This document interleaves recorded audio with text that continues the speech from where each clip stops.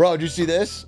Gen Z is drowning in debt as buy now, pay later services skyrocket. They're continuing to bury their heads in the sand and spend. Hell yeah, brother. Hell yeah. Buy, buy, buy. And you know what's awesome is that this gets worse around the holidays. That's so sick that so many Gen Z are going to spend so much money this holidays they don't have and then have to deal with the bills come January. And they're literally just not thinking about it. It's just not something they're going to consider. Let's take a look. More shoppers than ever are on track to use buy now, pay later plans this holiday season, as the ability to spread out payments looks attractive at a time when Americans are still feeling the lingering effect of inflation and already have record high credit card debt. Well, that's good, because if you have a really high credit card debt, just put the credit card, attach it to the Klarna, and then you get a whole new line of credit to buy more things. And if you have Klarna payments you can't make, put them on your credit card. And if you have credit card payments you can't make, put them on your Klarna. You know what I'm saying? It works forever. Shoppers will spend 11.4% more this holiday season using buy now, pay later than they did a year ago. It was already so high a year ago. $18.5 billion worth of goods using third-party services. The thing is, the reason they're so popular is not just because people want them, but because now companies are pushing them. Like if you go shopping, they want you to use Afterpay. They want you to use Klarna because it turns out you spend more. They know that you spend more. So if they make it available, if they push it, you are more likely to buy that thing you were going to put back. You're going to spend more because you can just put it on 4 easy payments. And so the companies are pushing it, like the retailers. They didn't see the benefit till now. Now they know how important it is. I went to buy a Porsche the other day and they did not let me pay up front. I was so mad. Okay, first of all, if you're going to try and buy a Porsche up front, you need to gift some subs. Okay, we have a tax on the wealthy in this chat. If you are ready to buy a Porsche cash from the dealership, I just feel like we're not, it's a wealth tax, all right? It's progressive. Secondly, the reason they do that is because they make all the money on the financing. It was the same thing for me. I didn't buy a Porsche, but I tried to buy a Honda Fit and it was less expensive. I mean, it was a better deal for the car if I took out a loan because they make the money on the financing. They count on you paying the interest slowly over time. The trick is to finance it and then pay it all back immediately. But some of them now have clauses that stop that. They know that trick. And it's like, you can't pay it off early.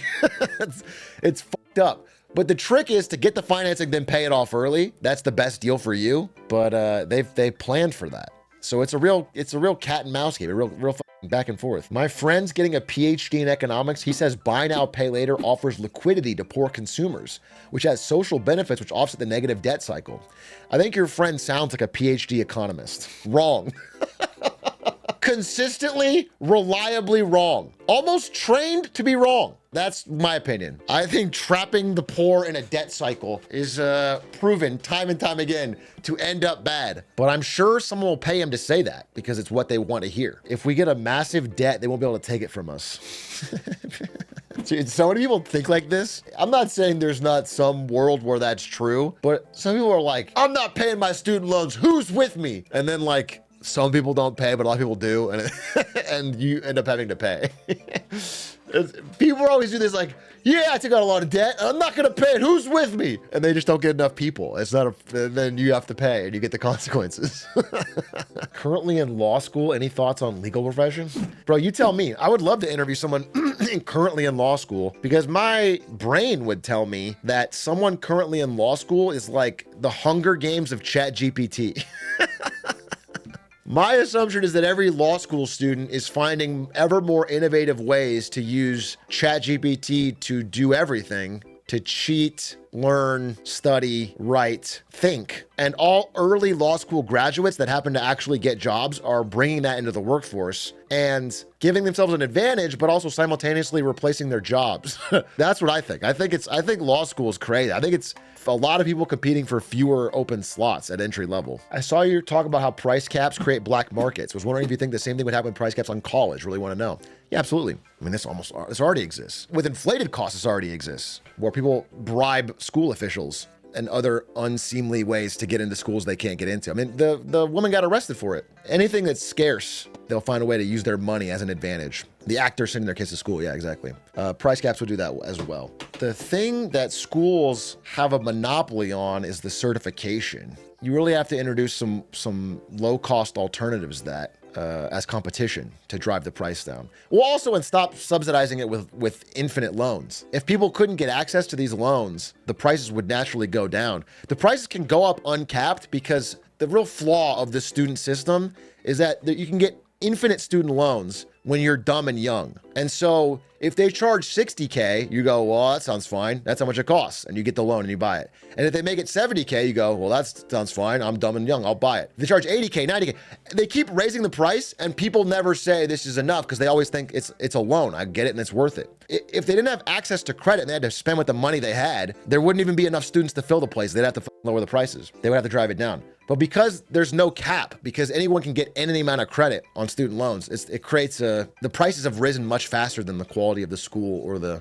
ability to pay. Or you could just cap college admission costs. Yeah, what I'm saying is that'll create a black market. What if we made college illegal?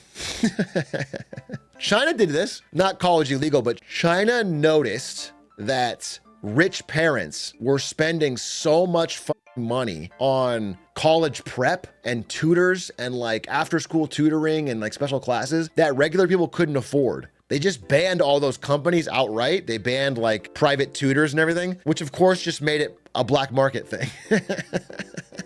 It's not Giga Chat. It didn't work. Obviously, it didn't work. But all it did was just wipe a bunch of companies out instantly, which spooked a lot of people from investing in China because it's like, wait, they can just destroy a company overnight. And then the rich people just went underground with it. Now it's just a black market for the super wealthy. Why wouldn't you want tutors? Because it creates a gap between rich and poor is the idea. A poor kid cannot afford a tutor, a rich kid can. And rich kids were doing round-the-clock cram school and extra stuff to get ready for college that poor people couldn't afford. So they tried to ban those things, but it's fixing the, it's like, it's attacking the symptom and not the disease. The giant wealth gap wanting to get an advantage is the problem. So why would someone accept a degree from Black Market College TM? You are thinking, when I say black market for colleges, you think there's gonna be a secret underground black market college? Teaching you in secret. The black market is for the admission. It's where there's a limited number of slots and everybody wants those slots because the price is capped. So what they do, instead of raising the prices because they can't, is they have secret roundabout ways where you can bribe people to get a slot. That's the black market. It's the black market for the slot. It's not for a secret school. That would be way cooler. I do agree that would be way cooler. Doesn't limiting loans disincentivize lower class students from enrolling? That's a self-perpetuating system of poverty. This is the good intention that the loans were created to solve. But I think they made the problem worse. If you go back to like the 60s, 70s, people could afford a semester of college on nothing, on like a restaurant job.